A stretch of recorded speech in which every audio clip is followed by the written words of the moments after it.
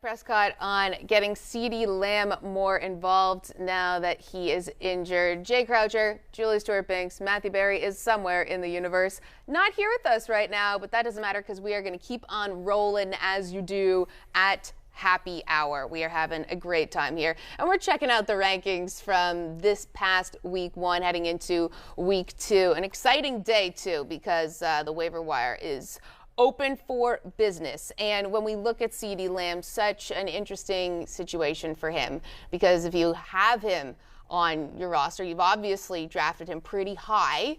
Yes. But now he is without his starting quarterback for at least, according to Dr. Jones, maybe 4 weeks or so, because he's not on the IR. How do you feel about where he is ranked without Dak? And we have him ranked, Matthew Berry's ranking is wide receiver 18. Yeah, I would be buying low on CeeDee Lamb. I think that he'll produce enough to justify a flex spot for now until Dak Prescott comes back. And the thing is that the next 3 weeks, the defenses that the Cowboys are going against, Bengals, Giants, Commanders, not really petrified by any of those defenses. I think that Cooper Rush will have to be throwing the ball because they're likely going to be trailing because they're not a very good team anymore without Dak Prescott. So I think Lamb will do enough. And then according to Dr. Jerry Jones, one of the great medical professionals in the Northern Hemisphere, might be back. Dak might be back at the Rams in week 5, based on what Jerry says, and certainly maybe back before the bye. And at that point, you're getting the guy in CeeDee Lamb who was, wide receiver 6 in preseason. So I would not be giving up on CeeDee Lamb, particularly if Dak is going to be back in 4 or 5 weeks, as is now kind of the operating assumption. Yeah, we'll be curious to see, as you mentioned, Cooper Rush is going to have to throw the ball at some point, but you would, at some point. Good luck, Cooper. One would imagine.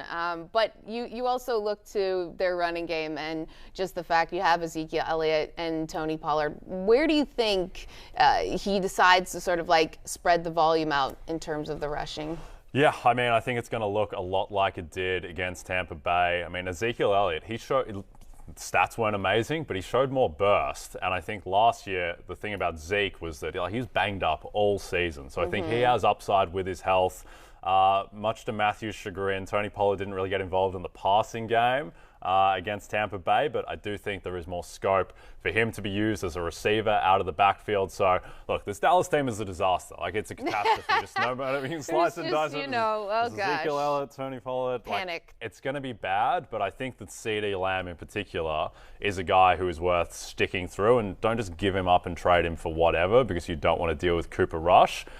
Dak Prescott's not out for the season. He'll be back, and you'll have CeeDee Lamb in the second half of the season, as a guy who should be a top 10 wide receiver. Yeah, you can't be trading or dropping CeeDee Lamb after week 1. I know we love to just really shake things up after week 1 because we're freaking out that everything that we thought was going to happen didn't happen or all these injuries have occurred. But we really got to stay the course with some of these guys like CeeDee Lamb. But when we look at the betting market, Jay, and with Dak Prescott being out, how does that really affect this team's outlook in the market? It's bad outlook, real bad. They're, coming into the season, they were joint favorites with the Eagles for the NFC East. Now they're behind the Commanders and the Giants. They are 4th favorite for the NFC East. And if you just want to look at just week to week how this affects the Cowboys, I would have made Dallas-Cincinnati in Dallas with Dak Prescott.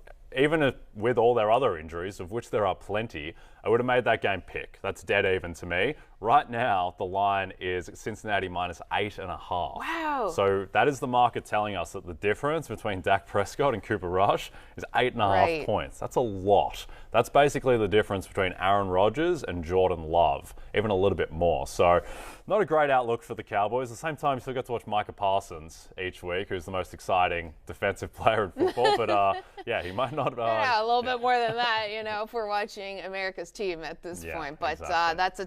That is a tough one. But some good news, at least for after week 1. We'll see how this happens in week 2. But for Michael Thomas, feel-good story, having him back, being able to produce when he was out with the injury, and especially in that second half for him against the Falcons. The chemistry between him and Jameis Winston, you could just see it really starting to evolve and him finding the end zone for 2 touchdowns. How do you feel about him heading into week 2? What's your view going forward? And are you worried as they face the Bucs? Yeah, I mean, I had a Falcons plus 200 money line ticket, so I wasn't stoked. I've been watching the show. I know. Wasn't stoked with Michael Thomas's sterling performance. You must have put a lot of money on that one. Yeah, I keep going back to it, but I mean, they're up 16 points in the fourth quarter, Julie. So, look, Michael Thomas. Haven't we learned from the Super Bowl? I know. Never again. Never trust Marcus Mariota or the Atlanta Falcons franchise. Look, he had a 26% target share in week 1, Michael Thomas. He had 8 targets, tied for the most on the team. So, yeah, I don't think Michael Thomas is the guy from 2019 who set the receptions record and won Offensive Player of the Year over Lamar Jackson's MVP season, but I do think that's very encouraging because there was questions as to whether he was going to play. Right. And then he came out there, basically won them the game. And the fact that he was able to show that in the second half, that shows a lot of upside. And also, I think the fact that Jarvis Landry looks so good, topping 100 yards, Chris Olave got involved. Nice. I think that stuff, that helps Michael Thomas, takes more attention off him. Tampa Bay defense is not a great matchup, but at the same time, Tampa's defense is great because you cannot run the ball on Tampa Bay. Teams just give up with the run, like Frank Reich did against them last year, where they're throwing it every single time. So I do think New Orleans will be throwing the ball against Tampa, and Michael Thomas should be able to ramp up even further. Where would you rank Tampa's defense? We know that they won the Super Bowl just a couple years ago, but they were against a Dallas team this past week that only put up 3 points. Like how good is Dallas versus how good Tampa's defense was? So I think Tampa Bay have the best defense in the NFL. I rank them number 1 in terms of how I'm pricing out lines. They are the best. New Orleans, who they're playing this week, would have been in the mix for that, but they gave up 26 points to Marcus Mariota and the Falcons, which I think is being a little bit slept on just because New Orleans, they came back, they won the match, won the game and everything. But I also love that you say match, by the way. That Team Commonwealth, right? Team Commonwealth. Let's talk about Arsenal-Brentford after this. I love that. Arsenal's doing quite well. NBC property, we can say that for a second. Exactly. Football. Okay, so let's get back to this American football. And American football. It's great. But we think that the Saints and the line for this one against the Bucs, where are we going with it? It was 2. Now it's 2.5. It's even trending up to 3. If it stays under 3, I would love the Bucs minus 2.5. They're just there. I think they're significantly better than the Saints. I think a lot of people are reading into the fact that New Orleans are 4-0 against the Bucs in the last 4 regular season matchups. I don't care about that. I think people are reading far too much into that. They're all isolated games. They don't necessarily blend into each other. One of those games was Tom Brady's first ever game as a Buc. I mean, Drew Brees was playing quarterback for some of those games. So these are different situations. I don't think that the Saints are as good defensively as we expected. I think it's Tampa Bay defense, like I said, best in the game. And I think also that Tampa, they have enough at receiver. Julio Jones looked pretty good. I know.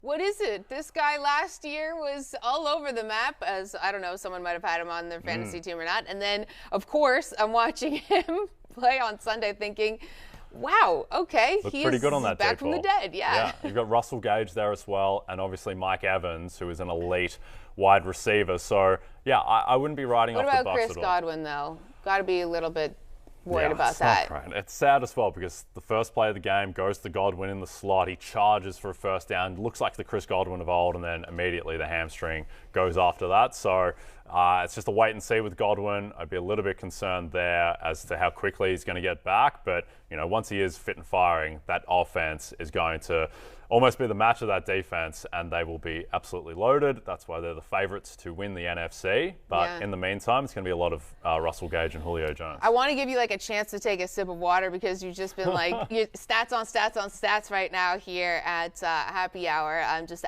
asking you questions the whole time. It's like interview. I was going to say it's like a date, but it's not because it's a TV show and we're not doing that right now. But what is going on is you said something about the fact that you can't look at the past 4 years or the 4 times that the New Orleans Saints took on the Bucs. And I found that fascinating because the last couple of years have been, precarious all over the place with the pandemic and different shortened seasons and all this kind of stuff. How much do you think that the markets and and the lines, do they factor in the fact that these last 2 years have been a wild, wild west. Definitely, particularly 2 years. Like the pandemic season was just a mess. You've got wide receivers playing at quarterback for the Broncos. So I think that it is difficult. The biggest change, though, over the past couple of years is that home field advantage matters less than it ever did. Everyone used to think that home field was worth 3 points. Right. Now it's worth 1.5. Yeah. And a lot of that, I think, is just like science is better, planes are better, travel is easier. Planes are better? Planes are way better, Julie. Yeah. They're way better, Yes. particularly if you're Tom Brady Yeah. and you're jetting around to New Orleans. But yeah, that's the biggest change, is that home field advantage just matters less than it used to. Yes. Okay, well, let's move on to a team that did have some I don't know about home field advantage, but they thrived in the mud, which was the Chicago Bears. Darnell Mooney and Cole Kmet did not thrive in the mud, I will say. We have both of them combining for 4 targets, 1 reception, 8 yards, and when you look at them and you see them heading into week 2, we know that they are taking on the Green Bay Packers on NBC, Sunday Night Football. Do you have any concerns for Chicago's passing volume? Yes, I don't think it's going to be good. I think they're a bad offense. I think the defense might be better than expected in Chicago, but the offense was terrible against San Francisco despite Justin Fields connecting on one 50-yard bomb. And I think you can throw most of it out because they were playing in absurd conditions. The total dropped to 37, like it was the lowest total on the board.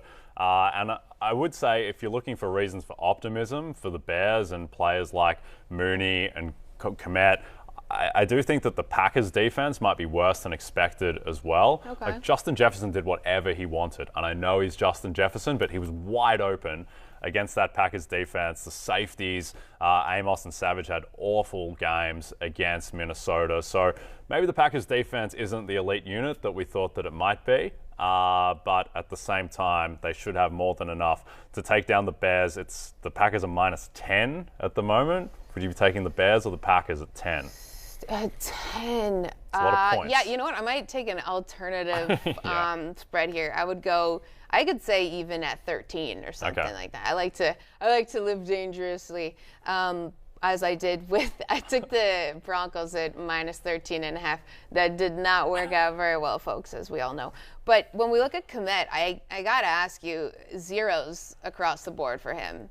You got a guy giving you zeros. How do you feel about starting him again the next week? Well, I don't feel great, but at the same time, I do think you just have to roll him out because if we look back at week 1, every year week 1 throws up just ridiculous results. Like last year, Green Bay losing 38-3 to New Orleans, and then it just has no kind of place in the context of the season. Right. I do think that the Bears beating the Niners 19-10, we're going to look back at that and be like, how the hell did that happen? Yeah. And Cole Kmet is a part of that where, the zero everything for Kmet. I don't think that's going to hold week to week because of the conditions. But yeah, I do think I'd be a little bit concerned in terms of the targets and everything, but let's see how he goes in normal conditions first. Right, yes, exactly. And as we've been hearing time and time again, it was about the weather, and if you are the PR for the Niners, you got to keep going. It was the weather. It was the weather at this point, and nothing more than that. We look at Cleveland here, and a guy who was just always in the mix, Kareem Hunt. This guy is, absolutely incredible. He had 2 touchdowns. He had both receiving and rushing. Is he a reliable flex player, or was this perhaps a fluke? I think it was a little bit fluky just because they ran the ball 39 times. They were leading the whole game against Carolina. So that would be one thing to factor in. At the same time, they are 5.5-point favorites against the Jets, and you would expect that they will be leading again and running the ball. It's not a situation where it's going to be like Seattle, where they were protecting the lead with letting Geno Smith air it out. Like they're not going to let Jacoby Brissett cook to protect a lead. So I do think that in matchups like this, Kareem Hunt is definitely playable. He has a lot of value, but his upside is obviously going to come if Nick Chubb goes down at some point. Right. But even when Chubb is healthy and Chubb's playing, Kareem Hunt gets a lot of volume.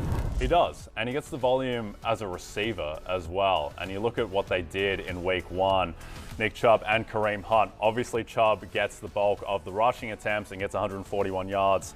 as a result. But Kareem Hunt's still a very solid stat line. He is the third down back. He is going to get those receptions that obviously help you in PPR leagues particularly. So I think he's absolutely playable, Kareem Hunt. I would expect to see Nick Chubb get more touchdowns over the journey than Hunt, where Hunt beat him 2-0 in that stat against the Panthers. But look, the Jets are bad. The Jets are going to give up a lot of yards and a lot of fantasy points all season.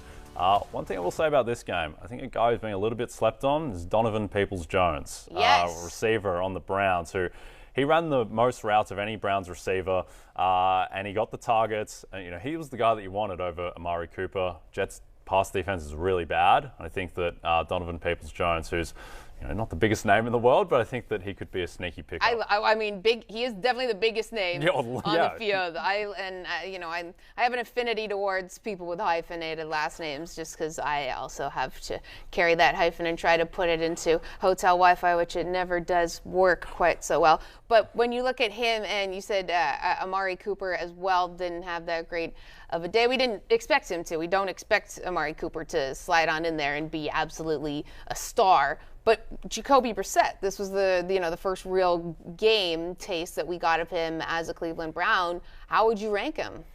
Yeah, I think Jacoby Brissett is fine. He's not a bad quarterback. He's a professional enough quarterback to get the Browns to where they need to be in terms of, they're going to be extremely run heavy. They're running the ball 39 times. Obviously, they don't want to put it in Jacoby's hands. He's not a guy I'm ever excited about starting, unless it's like a super flex 2 QB league where he can be the second guy. But look, Jacoby Brissett's fine, and I think that the line this week reflects that he is fine. He's better than Joe Flacco, and that's why the Browns are 5.5-point favorites, or at least a big part of it. Even though, how many, what was Joe Flacco, how many times did he hand the ball off? Was it like 60 or something like that? Yeah, Joe Flacco didn't cover himself in glory, and I mean, our guy Connor Rogers, he was tweeting about how with Joe Flacco, he's such a statue at this point, and he was always a statue, but now he's really ramped up the statue meter. 59 pass attempts from Joe Flacco. Wow. And if there's one guy who wins on the defensive line, the play is over. And this is what Connor was tweeting about, is that he cannot make anyone miss. And good luck, Joe, against Myles Garrett this weekend. That is a tough one. Okay, well, it's always tough for the Jets. I feel bad, but I have too much empathy, and that's not good in fantasy. Okay, so Cordarrelle Patterson, we know he had rushed for a career high 120 yards. We know that Damian Williams left the game. Tyler Algier was inactive. Can we expect to see this kind of volume? Is it sustainable for Patterson? No, it's not. It's not sustainable. It was a little strange that Tyler Algier was a healthy scratch, because he was a guy who was expected to have a role in that backfield. Look, I mean, Cordarrelle Patterson had 22 carries for 120 yards. I don't think he really even wants that volume. I think they want to protect him a little bit more. Honestly, it's not mine. And the other thing, too, is that the Falcons, they're not going to have that game script very often. They were leading the whole game, and they're not going to have that. They're 10.5-point dogs to the Rams. I'd expect that Patterson's going to be valuable, but I think that you're going to see that value shift more to the receiving side, which we didn't see as much against New Orleans, just because they're going to be losing a lot, and they're not going to be able to run the ball. They're not going to be able to run him 22 times. So I wouldn't be expecting that as the norm going forward. But look, he is an extremely talented player. He's one of the most diverse weapons. He doesn't get that much attention because he's on the Falcons, but he's certainly a guy who should have value. And because with him and Damian Williams sharing the load for the most part, and then Damian Williams, when he went out, he didn't even have necessarily as much action in a way, right? Yeah, exactly. And which is, I mean, you don't want to put the game in Marcus Mariota's hands, which they ultimately did, and it went very poorly. But yeah, there are going to be players who have fantasy value on the Falcons, between Patterson, Marcus Mariota, who again, real life, not very good. Fantasy totally fine, because he rushes the ball. And who else on there do you like? Well, fantasy value. Kyle Pitts had a bad game week 1, but he got 7 targets, and he will see more of a share going forward. That was just a fluke. He's going to bounce back. Yes, he'll be fine. And then Drake London as well, who looked really solid against the Saints. He's probably the rookie wide receiver I like most out of anyone, just because he's the #1 guy. Yeah, he will be someone to watch as we head into week 2. Also someone to watch is Matthew Berry, who is in the house, we are hearing, and is going to join us after the break here on Fantasy Football Happy Hour. Hey, it's Matthew Berry from NBC Sports and Rotoworld.com. Just want to thank you so much for watching what you just watched, or at least being too lazy to click out of it after the autoplay just kept it going. So either way, thank you so much for just letting it scroll by your screen. And now I'd like to ask you respectfully, okay? Respectfully, please subscribe to the NFL on NBC YouTube channel for the latest NFL news, fantasy headlines from Rotoworld, and betting analysis from NBC Sports Edge.